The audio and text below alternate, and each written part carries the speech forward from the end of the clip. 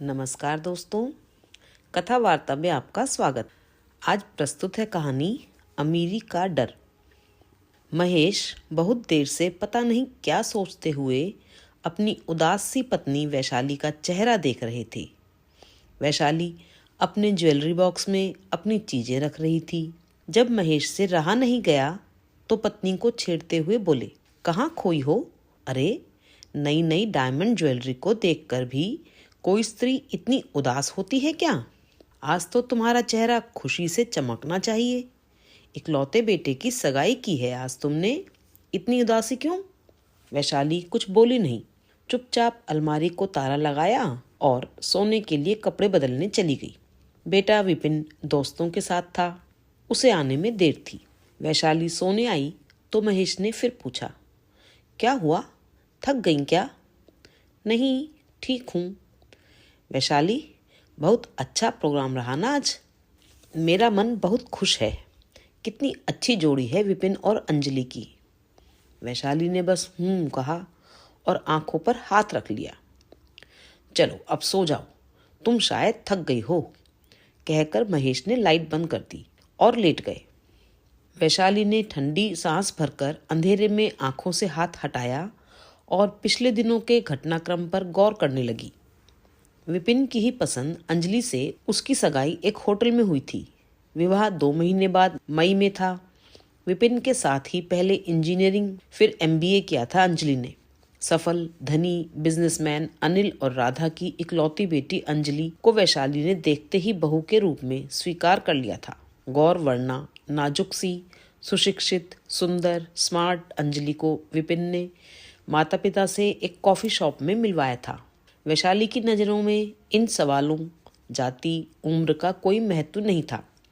वैशाली का परिवार ब्राह्मण था, अंजलि वैश्य परिवार से थी। जो था सब ठीक था।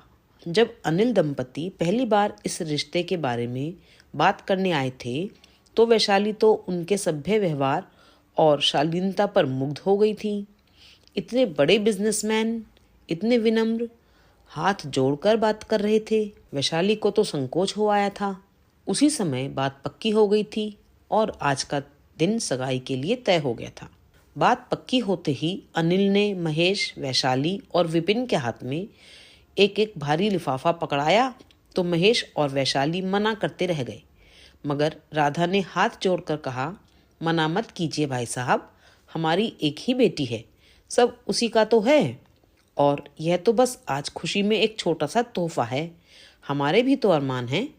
बहुत मना करने पर भी वे नहीं माने थे और कहा था, अगले संडे लंच साथ ही करेंगे। उनके जाने के बाद जब लिफाफे खोले गए तो वैशाली तो हैरान बैठी रह गई। आज तो बात ही पक्की हुई है और इतना कैश? विपिन ने कहा, अरे माँ, बहुत ज़्यादा पैसा है उनके पास और अंजलि उनकी इकलौती बेटी है। आपने मांगा थोड़ी ही है। जब वे अपनी मर्जी से आपको जबरदस्ती देकर गए तो आप क्या कर सकती हैं? वैशाली ने कहा, नहीं, यह तो कुछ ज़्यादा ही है। अभी सगाई शादी सब मौके हैं और हमें उनसे कुछ नहीं चाहिए, सब कुछ है हमारे पास। माँ, आप नहीं जानती, वे लोग बहुत रिच हैं। उनका घर चलकर देखना, अंदाजा हो जाएगा। वाह बेटा, लगता है तुमने कई चक्कर लगा रखे हैं घर के, महेश हंसकर बोले। अगले संडे महेश, वैशाली और विपिन उनके घर पहुंच गए। खूबसूरत सा घर था। घर में हर काम के लिए नौकर थे, माली, कुक, मेड, ड्राइवर। मुंबई में इस तरह का घर होना आम बात नहीं थी। वैशाली के परिवार की आर्थिक स्थिति भी अच्छी थी। महेश एक मल्टीनेशनल कंपनी में उच्च पद पर थे, विपिन इंजीनियर था। लेकिन वैशाली ने महसूस किया कि अनिल परिवार का आर्थिक स्तर उनसे बहुत ऊंचा है। बस यही होने वाली बहू की अमीरी का डर वैशाली के दिल में ऐसा बैठा जिसके बाद वे अब तक किसी क्षण का आनंद नहीं ले पाई थी। अब अंजलि वैशाली से मिलने आती रहती थी, हंसमुख, मिलनसार। ऐसी ही बहू की इच्छा थी वैशाली को। लेकिन इतनी अमीरी में पली लड़की शादी के बाद एडजस्ट कर पाएगी या नहीं, यही चिंता वैशाली को हर पल सता रही थी। सगाई की तैयारियां करनी थी, फंक्शन बड़ा था और यह फंक्शन लड़के वालों की तरफ से होना था। वैशाली तैयारियों में व्यस्त हो गई थी। सगाई में पहनने वाली अंजलि की ड्रेस वैशाली को ही देनी थी। उनके होश उड़े हुए थे। मन ही मन सकुचाते हुए उसने एक दिन अंजलि को फ़ोन किया, बेटा मेरे साथ चलकर अपनी सगाई की ड्रेस खरीद लो। अंजलि ने कहा, मम्मा मैं दिल्ली जा रही हूँ, वहीं बुआ जी के साथ जाकर डिज़ाइनर ड्रेस खरीद लूँगी। वैशाली ने अपना सिर पकड़ लिया। मन में सोचा, अपनी बुआ के साथ जाएगी। वह बुआ जो दिल्ली में रहती है, करोड़पति है, उसका तो बजट सगाई में ही बिगाड़ देंगे ये लोग। लेकिन कह नहीं पाई। ठीक है बेटा, ले लेना। 3 दिन बाद अंजलि ने दिल्ली से फ़ोन किया, मम्मा मैं बुटीक के बाहर खड़ी हूँ, मैं आपका बजट पूछना तो भूल ही गई थी। वैशाली को कुछ अजीब सा लगा। बोली, जो पसंद हो ले लो, बजट की क्या बात है। अंधेरे में करवटें बदलती हुई वैशाली को याद आ रहा था कि कैसे वे परेशान घूमती रही थीं उस दिन। तभी फ़ोन आ गया, मम्मा ड्रेस 2.5 लाख की है, आप कहें तो ले लूँ। वैशाली को तो पसीना आ गया। 2.5 लाख की ड्रेस, मना भी कैसे करती। इस समय होने वाली बहू अपनी अमीर रिश्तेदारों के साथ बुटीक में खड़ी है, कैसे नीचा देखे। अतः अपने स्वर को सामान्य करती हुई बोली, जो पसंद हो ले लो। थैंक यू मम्मा, कहते हुए अंजलि ने फ़ोन रख दिया। वैशाली का मूड खराब हो गया था। शाम को जब महेश आए तो उनका चेहरा ही सब कुछ बता रहा था। पता चलने पर उन्होंने वैशाली को समझाया, दिल छोटा मत करो, शादी का मौका है, बजट तो बनते बिगड़ते रहते हैं। क्या हम अपनी बहू को उसकी पसंद की ड्रेस नहीं दिलवा सकते? हमें किसी चीज़ की कमी थोड़ी ही है। लेकिन ये फिजूल खर्ची नहीं है, और भी तो खर्चे हैं।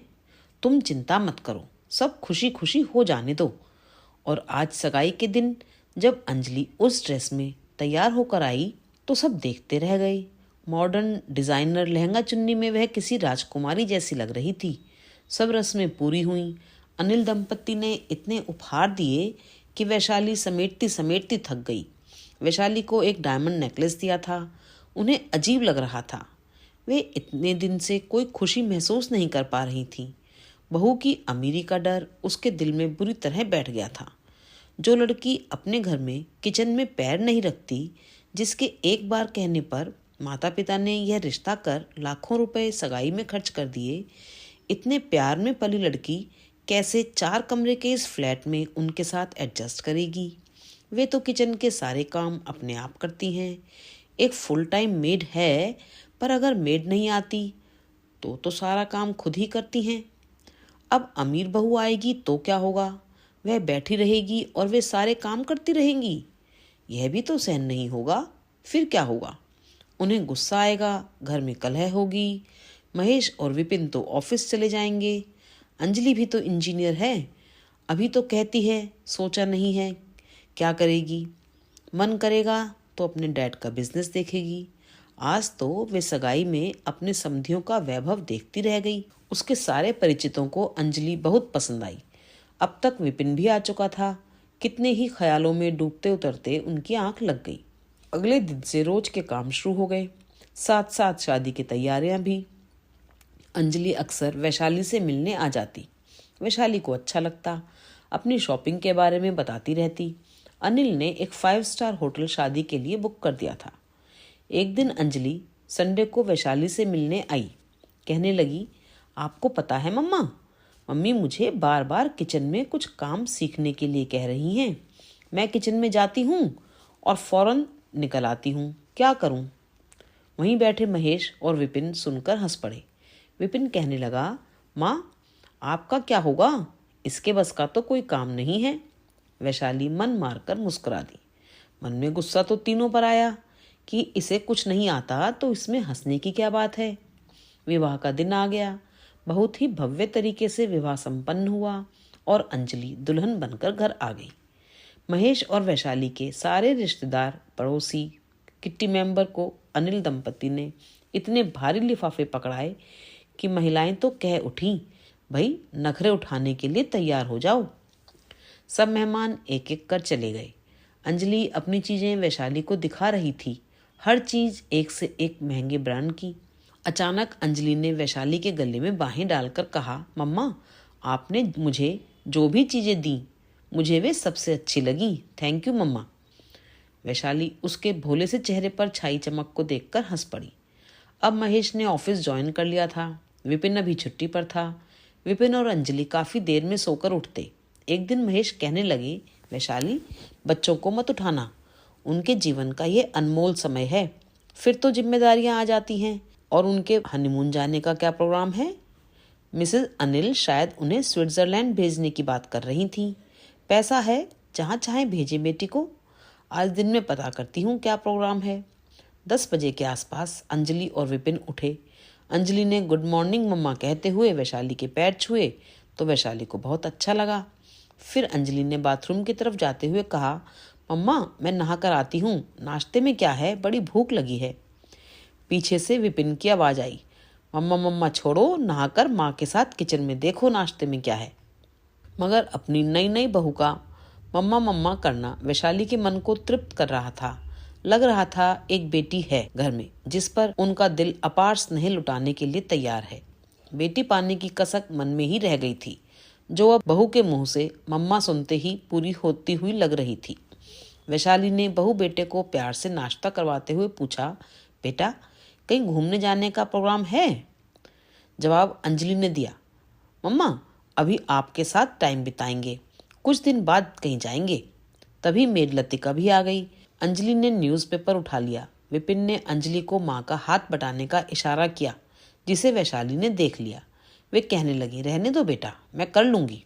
अंजलि चहक उठी, बोली, आई लव यू मम्मा। वैशाली को हंसी आ गई। इतनी सरस और सहज भी है ये लड़की, जो मन में आता है बोल देती है। इतने में अंजलि ने अपनी मम्मी को फ़ोन मिला दिया और वैशाली की तारीफों के पुल बांध दिए। इस महीने मुंबई में अधिकतर मेड छुट्टी पर गांव चली जाती हैं। लतिका ने भी बताया वह जा रही है। वैशाली परेशान हो गई कि दूसरी मेड इतनी जल्दी कैसे मिलेगी। महेश हंसे, अब तो तुम्हारी बहू भी है हाथ बटाने के लिए। देख नहीं रहे उसे, हफ्ते भर से मम्मा मम्मा करती रहती है सारा दिन, लेकिन काम के समय या तो सो जाती है या मोबाइल पर चिपकी रहती है या फिर अपनी मम्मी से मिलने चली जाती है। उसे तो कोई काम मुझसे कहा भी नहीं जाता। अपने घर में उसे कोई काम करना नहीं पड़ा, अब कैसे उसे इतनी जल्दी काम में लगाऊं। लतिका चली गई। उसके 2 दिन बाद ही वैशाली बाथरूम से जैसे ही नहाकर बाहर आई, फर्श शायद गीला था और पैर भी गीले थे। बुरी तरह फिसली और चीख निकल गई। महेश ऑफिस जा चुके थे। विपिन अपनी कार से उसी समय माँ को डॉक्टर के यहाँ ले गया। अंजलि घर पर ही रुकी। वैशाली को दर्द में देखकर उसकी आंखों से भी आंसू निकल गए।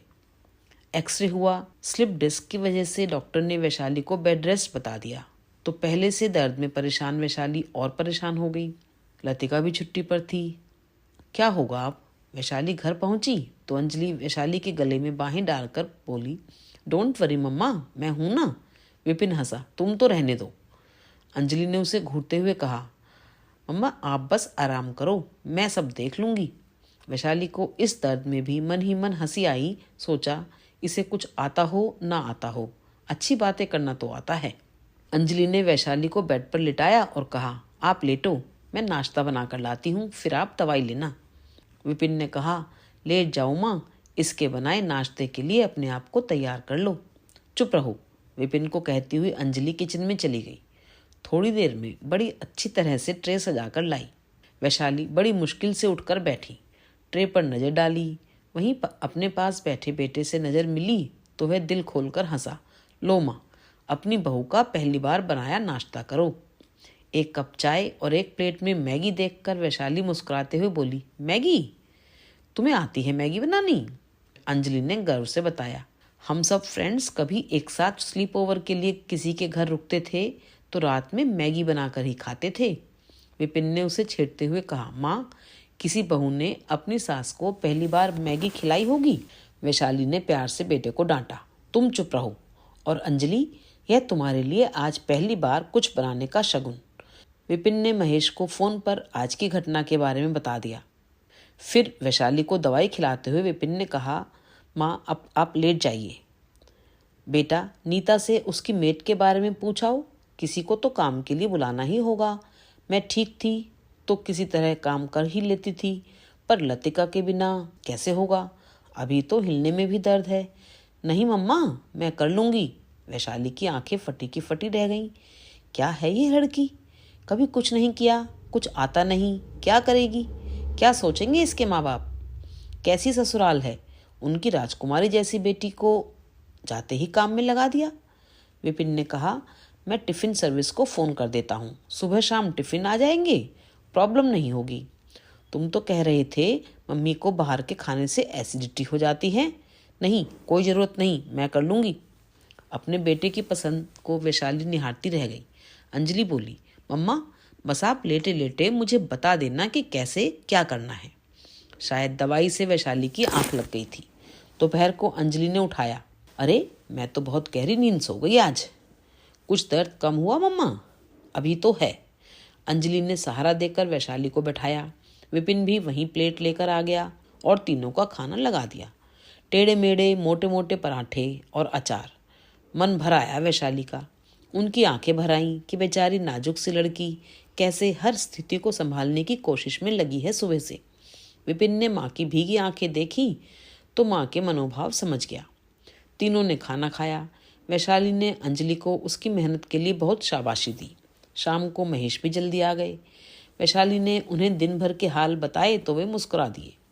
अंजलि उनके लिए चाय और सैंडविच लाई तो खुश होते हुए उन्होंने भी अंजलि को 2000 का नोट देते हुए कहा, लो बेटा, पहली बार अपनी बहू के हाथ का बना खाना खा रहा हूँ, सुखी रहो।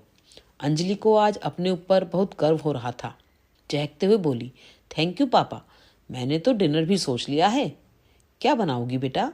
चावल का अंदाजा मम्मी लेटे लेटे बता देंगी। विपिन ने बताया था, दाल आपको आती है बनानी और रोटी मैं ट्राई कर लूँगी, जैसे परांठे बनाए थे मैंने। सलाद विपिन काट लेंगे। आटा फूड प्रोसेसर में मैंने सुबह ही ज़्यादा गूंद लिया था। सब उसकी प्लानिंग पर जोर से हंस पड़े। महेश हंसने लगे। वाह बेटा, बहू ने तो हमारे घर में रौनक कर दी, सबको काम पर लगा दिया। तीनों ने मिलकर खाना बनाया। वैशाली के बेड पर ही सब अपनी अपनी प्लेट लेकर आ गए। सब ने खाना साथ बैठकर खाया। महेश और वैशाली की नज़रें मिली। दोनों को लगा उन टेढ़ी मेढ़ी रोटियों का स्वाद कभी भूलने वाला नहीं है। दोनों के दिल में अपनी बहू के लिए अपार स्नेह उमड़ता रहा। अंजलि ने कहा, विपिन, आप कल से ऑफिस ज्वाइन कर लो। आप और पापा कल से लंच कैंटीन में कर लेना, क्योंकि मेरी बनाई रोटी तो टिफ़िन में चलेंगी नहीं। और खुद ही हंस पड़ी। फिर बोली, मैं और मम्मा कुछ भी खा लेंगे, फिर डिनर सब साथ में करेंगे। आप और पापा शाम को घर जल्दी आ जाना मेरी हेल्प के लिए। सब उसकी स्पष्टवादिता पर बहुत जोर से हंसे। वैशाली को उसका साफ साफ बात करने का सरल ढंग बहुत ही भाया। ना कोई दिखावा, ना लाग लपेट, एकदम साफ और सीधी बात। अगले दिन सुबह अंजलि 6 बजे ही उठ गई। नहा धोकर किचन में गई। महेश और विपिन को सैंडविच दिए नाश्ते में। दोनों के जाने के बाद अंजलि ने टी शर्ट और कैपरी पहनी, झाड़ू लगाई और वैशाली के मना करने पर भी डंडे वाला पोंछा उठाकर घर में पोंछा भी लगाने लगी। तभी डोरबेल बजी। अंजलि ने दरवाज़ा खोला। सामने उसके मम्मी पापा खड़े थे। अंजलि ने उन्हें रात में ही वैशाली की स्लिप डिस्क के बारे में बता दिया था। अनिल दंपति एकटक अपनी बेटी को देख रहे थे। टी शर्ट, कैपरी, कंधे पर डस्टिंग वाला तौलिया, हाथ में पोंछे वाला डंडा, माथे पर पसीना। वैशाली को शर्म आ रही थी कि ये लोग क्या सोचेंगे। अंजलि के मुख पर छाया उत्साह और भोली सी चमक निहारती राधा ने बेटी को खूब प्यार किया। वैशाली ने संकोच के साथ मेट के जाने के बारे में बताया तो अनिल ने कहा, आप कहें तो हम अपने एक कुक को कुछ दिनों के लिए भेज दें? नहीं पापा, I will manage, don't worry, मुझे तो मज़ा आ रहा है। जब अंजलि ने चहकते हुए कहा तो अनिल दंपति भी मुस्कुरा दिए। वैशाली की कुशलक्षेम और थोड़ी बातचीत के साथ अंजलि की बनाई हुई चाय पीकर बेटी को आशीर्वाद देते हुए वे चले गए। अपने माता पिता के लाए हुए फल और ड्राई फ्रूट्स निकालकर अंजलि वैशाली को खिलाने लगी और फिर काम में लग गई। अब रोज का यही क्रम था। अंजलि अनभ्यस्त हाथों से घर का हर काम खुशी खुशी संभाल रही थी। वैशाली को कुछ आराम हुआ तो वे भी चलती फिरती हल्के फुल्के काम निपटाने लगी। 10 दिन बीत चुके थे। एक सुबह वैशाली की आंख बहुत जल्दी खुल गई। वे फ्रेश होकर किचन में गईं तो किचन की खटपट सुनकर अंजलि आंख मलती हुई आई। उनका हाथ पकड़कर सोफे पर बैठाकर बोली, नहीं मम्मा, अभी आप कुछ नहीं करेंगी, मैं फ्रेश होकर आपके लिए चाय लाती हूँ। ओह, मैं तो भूल ही गई, गुड मॉर्निंग मम्मा। कहते हुए वैशाली के पैर छुए तो वैशाली ने उसे गले से लगा लिया। उनके अंतःकरण से बहू के भावी जीवन के लिए आशीर्वादों के फूल बरस रहे थे, क्योंकि इतने दिनों से मन में बसा बहू की अमीरी का डर जो गायब हो चुका था।